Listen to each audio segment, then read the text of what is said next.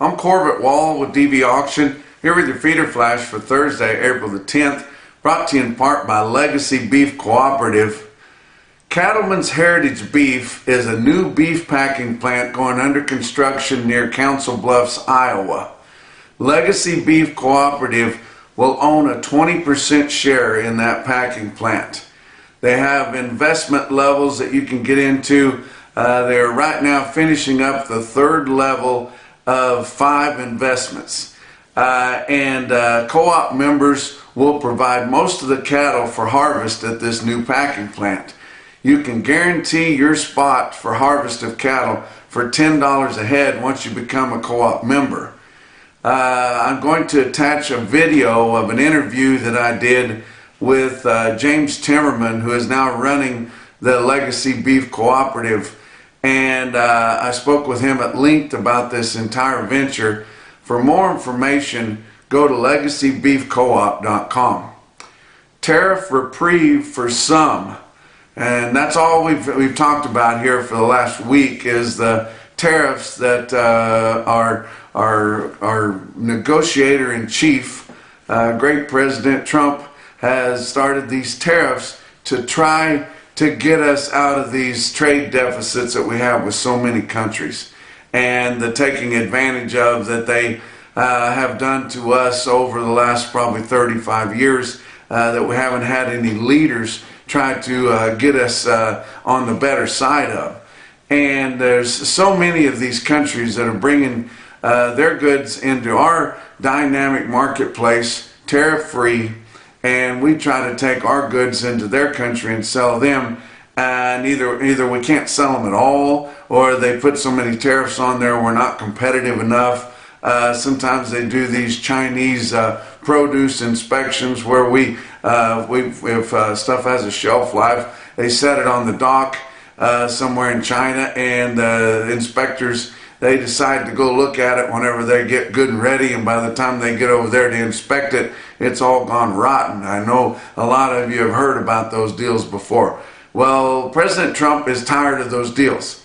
So, he's put a 10% tariff straight across on all countries to sell their goods, and of course, like China, they've kind of gotten into a trade war because China balked at it and they reared up on us, and now the latest, as of Wednesday morning, China is up to 125% tariff now, selling their products in our country.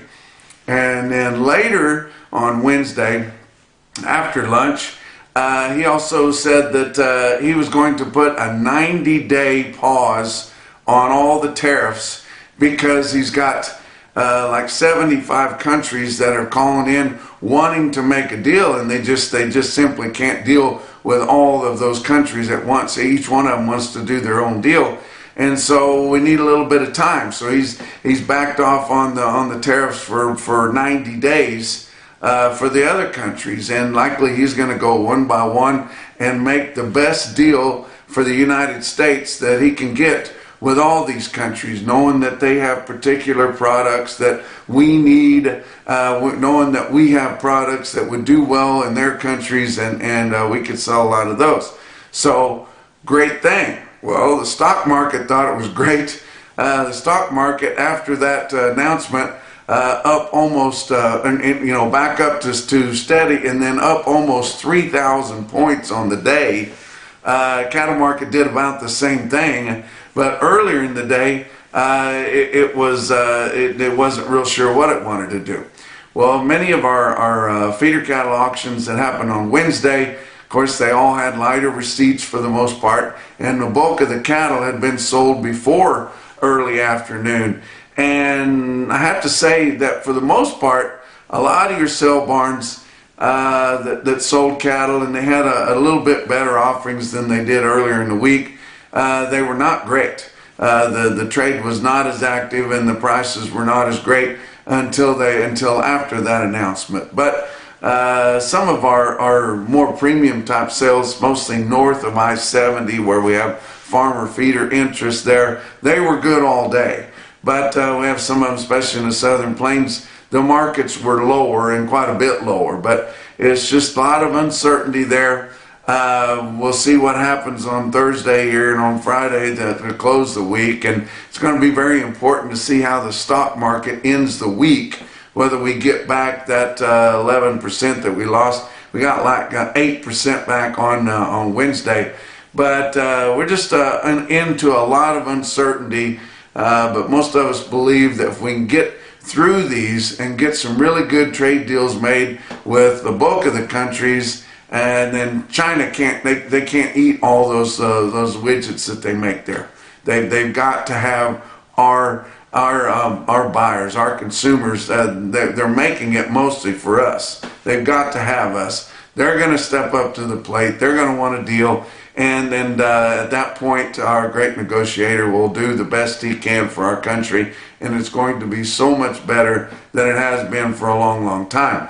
But you look at your cattle futures on Wednesday. April live cattle futures were up 370 at 202.80. June was up 475 at 198.37.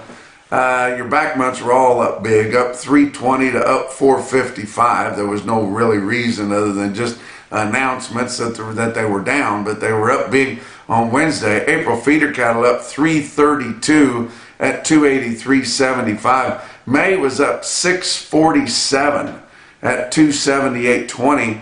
Then your back months were all up big on feeder cattle, up 527 to up 590.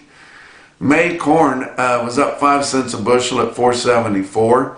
Beans were up 20 cents at 10.12 and 3/4 cents a bushel.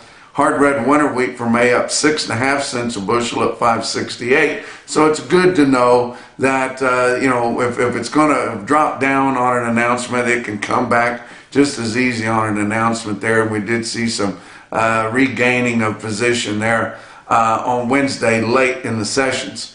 Fat cattle trade, we saw a little bit more fat cattle trade, especially in the northern feedlot areas on Wednesday.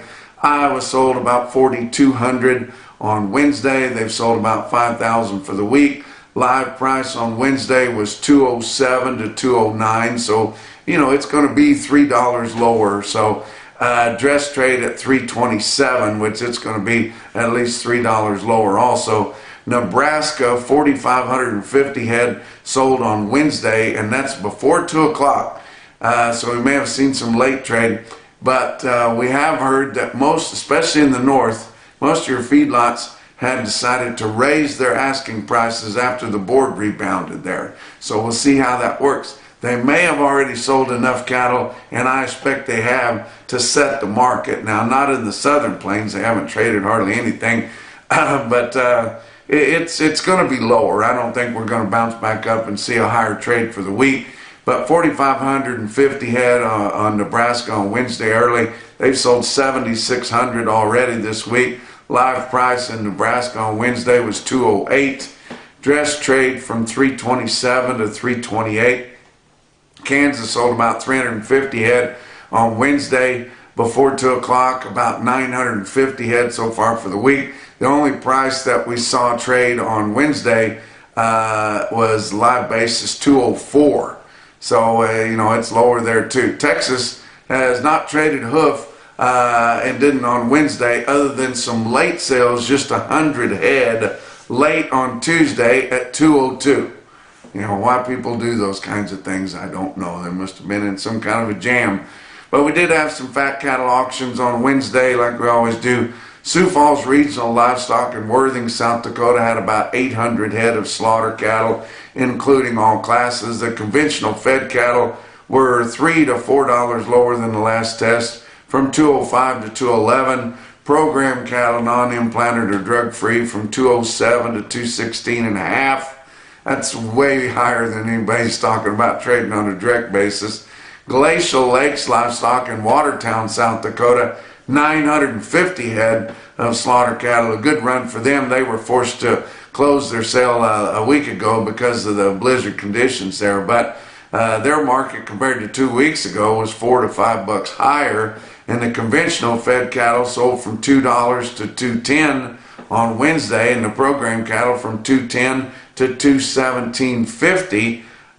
They did have the top quote, that $217.50 was on 108 steers in one draft that weighed 1680.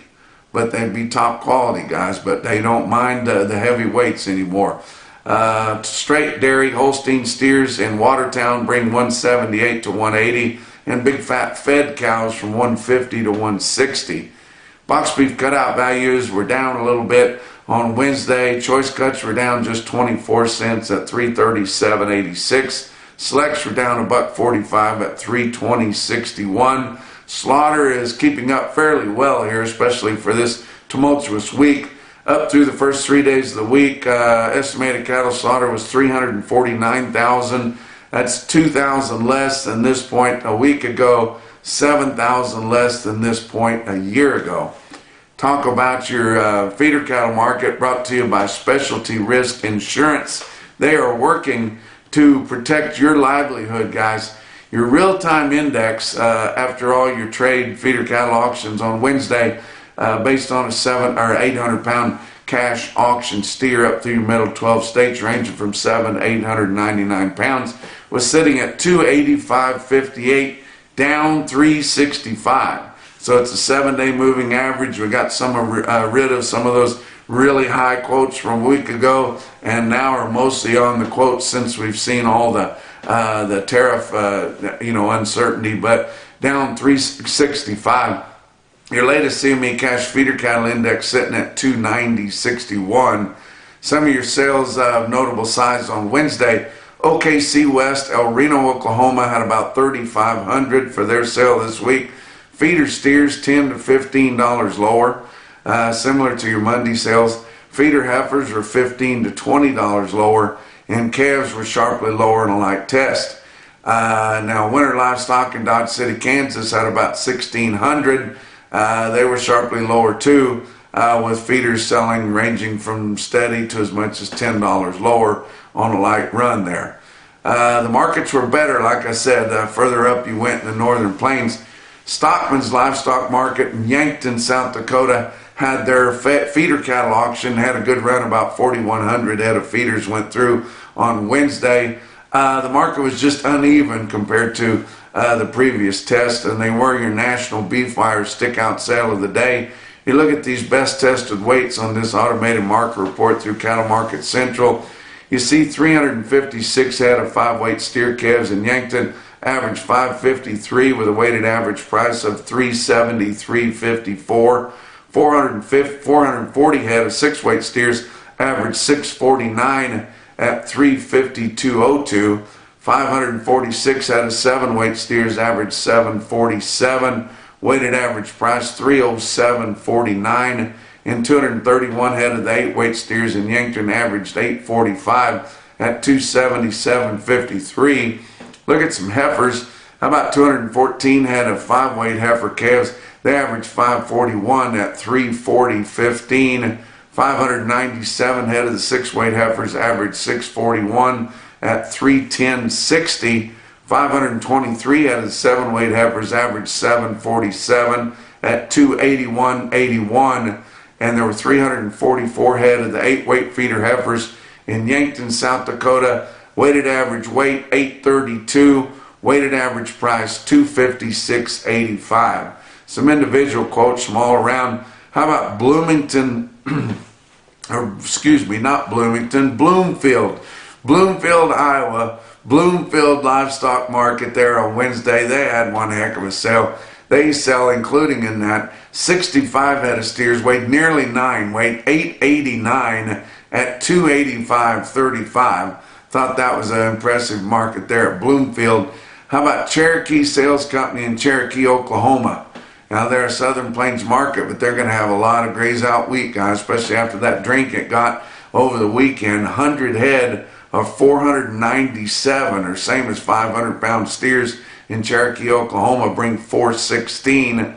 How about Hub City Livestock? They had replacement heifers, and they really sold, including 80 head in one whack. 706-pound replacement heifers bring 304. But the most impressive quote that I saw anywhere on Wednesday in your Macrocin, no BS, top quote for the day, indeed come out of Stockman's Livestock Market in Yankton, South Dakota. It was 82 steers, weighed 664 at 361. And that's your feeder flash for Thursday. I'm Corbett Wall with this feeder flash feature. I'm going to be interviewing James Timberman here with Legacy Beef Cooperative and Cattlemen's Heritage Beef. How are you doing, James? Good. How are you doing, Corbett? Now, this is the first time we've met, right? That's correct. But the Timberman name is synonymous with top quality cattle feeding and top quality beef production, right? Yes, it is. Can you tell me a little bit about that and how it ties in with this new venture? Yes. So my family is, like you said, in the cattle feeding, ranching business. All started with my grandfather in the mid-40s, moved to Omaha, Nebraska, and built a feed yard there to be closer to the stockyards. My dad and his brothers took over the family business and grew it in western Nebraska and eastern Colorado. And they themselves got involved in beef processing in the mid-90s. And so that family legacy really is expanded to two brothers and cousins who are in the cattle feeding business. And myself, I kind of chose a little different path and went into beef processing and was in the business for 25 years. And so it's kind of led me here to Legacy Beef Co-op. So you got a lot of background in this industry.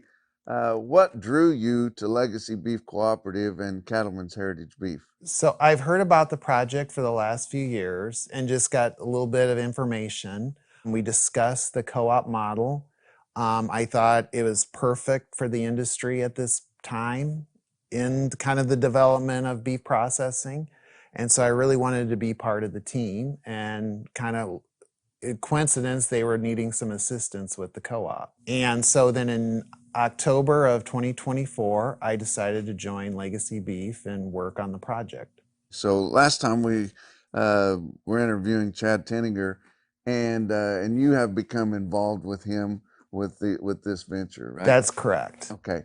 Now he has experience in this, and he was telling us about the efficiencies that he's put into this new plant.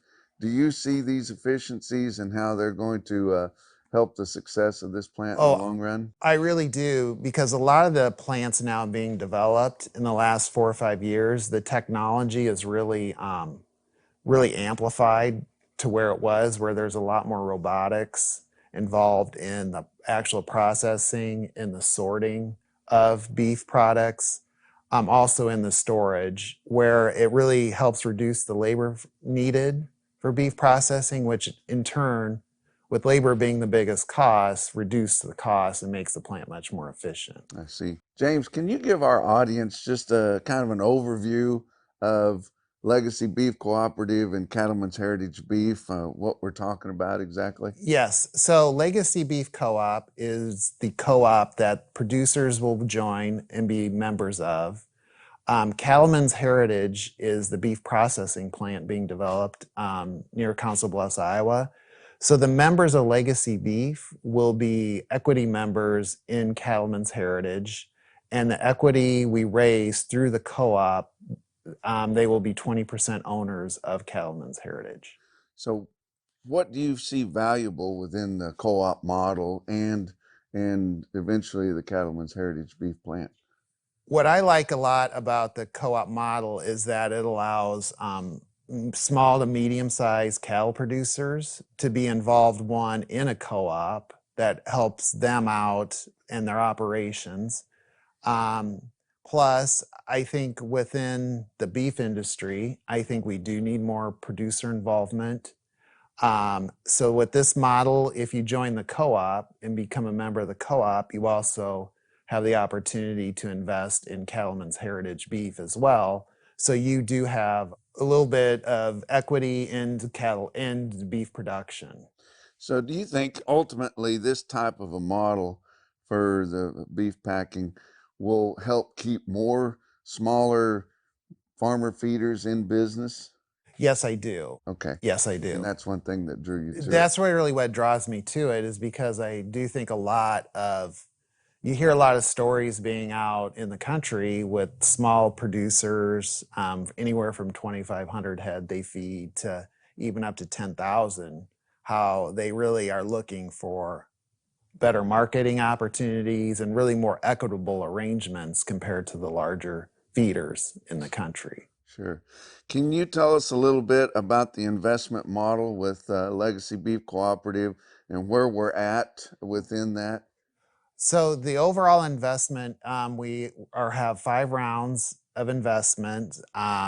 Currently, we have sold through the first 2 rounds, so we're in the third round. To what we are currently in right now is what we're calling our seed round, which is giving you the opportunity to reserve your space or shackle space in the investment in Cattlemen's Heritage. So right now, to reserve a spot is $10 per head. We'll reserve a spot in the co-op, and you become a member of the co-op. The share price we're currently at in round 3 for the equity investment in Cattlemen's Heritage is $175 per share per shackle space. Okay. And that's gone up from the first and second. Correct. Right. So it was started at 125 for the first round, 150 for the second. So right now 175, and then round 4 is 200, and round 5 is 225. Okay. So there are advantages in getting in currently. Right. So, but to reserve your spot, you need to be invested in one of the rounds at least, right? Correct. Okay. Correct. Now, is there a maximum or a minimum of your spots that you can reserve? The minimum would be, we say there's no minimum, but the best really is 1 load. So we do have members who are buying 40 shares just for Just 1 for a load a load of year. cattle? Yes, and there is no maximum. Okay. And that's annually. So if you bought 40, you could send 1 load of fed cattle into the Cattlemen's Heritage Beef plant. That's correct. Okay. That's correct. Okay, good. So you've got a key date coming up here this summer. Tell me about July 1st and what that's going to kick off. That's correct, Corbett. On July 1st, we are really going to start the co-op on an operational basis.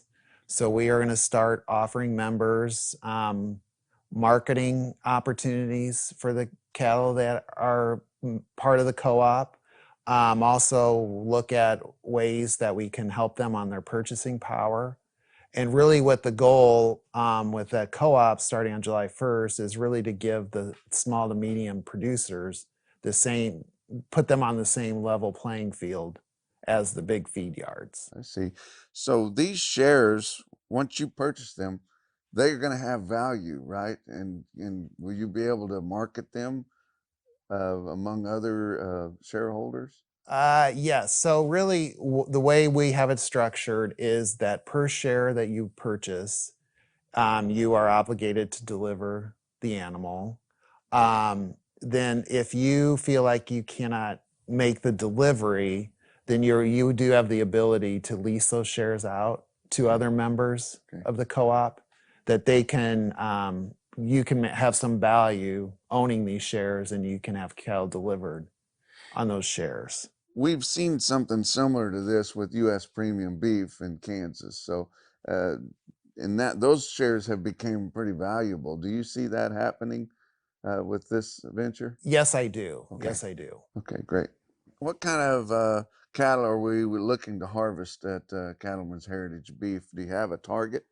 Currently, we don't have a specific target, but as most beef processors, we're looking for a high grade, high quality beef. But really, we're not going to specify exactly what we need to have delivered. So, James, this whole venture has kind of been based off of marketing the cattle off of the dressed beef price rather than the live market or the way some of your big 4-packers price the cattle or purchase the cattle. Can you tell us a little more about that? Yes. So we are looking for the pricing the cattle is using the USDA choice market as the base, and plan on gridding the cattle with premiums and discounts based off of USDA choice, which is different than buying them live or buying them just dressed beef. Right. And the market's been really good. All-time record highs here posted within the last few months on every class of cattle that there is. But that's not going to last forever. That's correct. So That's correct. we may be able to insulate some of these producers from the downside of this going forward, don't you think? Yes, yes. We feel like, really with the pricing model we have in place for the cattle, it really allows, it gives protection because you're going to be paid what the plant is selling you beef for. So you really get the true value of your beef. I see. So you're basically going to be sharing more of the pie than what cattle feeders are used to, the way things have been set up, right? Yes, that's Okay, correct. great. Yes. So this is primarily set up for smaller feeders. Of course, a bigger feeder could get involved in it too. But how many cattle are we looking to harvest annually? So annually, we're looking to harvest about 525,000 head annually. So 2,000 head a day on one shift per Okay. day. So is that how many shares there's going to be put out then, is 525,000 That's correct. annually? Yes, Okay, yes. so all of those cattle. So you won't be having to get short of cattle and be looking for them. You'll know that they're coming.